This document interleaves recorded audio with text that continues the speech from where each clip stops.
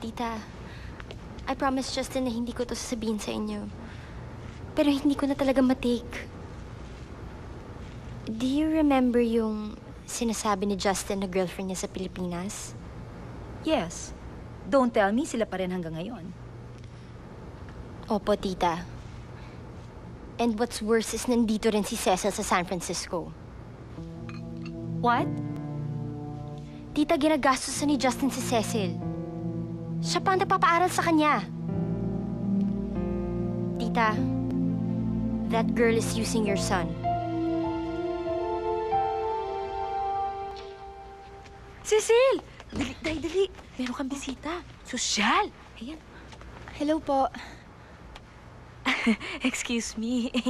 I'll just go to the neighbor. I'll just borrow bell pepper. I will leave you alone, okay? Excuse me.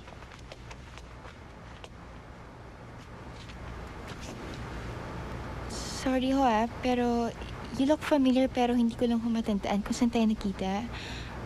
Sino ho ba sila? Ako ang mami ni Justine. Tita, naku, sorry. Lagi ho kasi nasa email lang tayo.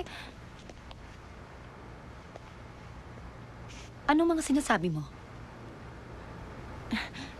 Di ba ho, tita, palagi ho tayo nag-i-email? I don't know what you're talking about, and please, don't call me tita. Nandito ako to put you in your place. Ho? Ang lakas ng loob mong sumama dito. The nerve na magpasuporta ka sa anak ko. Ang kapal. Hindi niyo ba alam yon? Anong alam? Kung alam ko na sumama ka dito, simula pa lang tumutol na ako. You're such an opportunist. Inisip mo ba na kapag nag-aral ka dito at nagka-accent yung English mo at nakita mo ang Golden Gate at naranasan ang fog ng San Francisco, tatanggapin ka na namin sa pamilya namin? Never. Whatever you do to yourself, probinsya ng pobre ka pa rin. So wake up, girl. Hindi ka bagay sa anak ko, kaya layuan mo siya. Si Donna ang gusto ko para kay Justine. Sila ang para sa isa't isa. Do you understand? Say yes. Yes. Good. Ma! Bakit ka nang sinungaling sa akin? Nandito pala si Cecil. At sinusustentuhan mo pa. Bakit mo ginawa sa akin yun?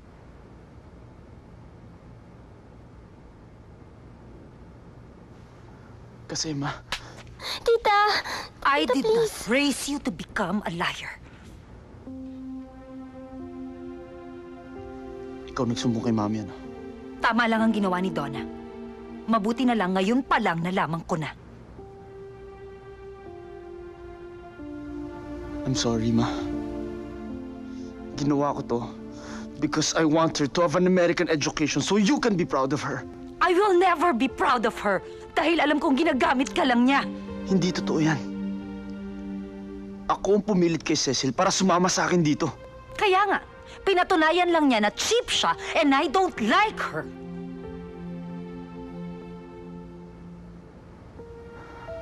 Okay. I will accept that. Pero huwag mo na siyang awayin. Too late. Nagkausap na kami.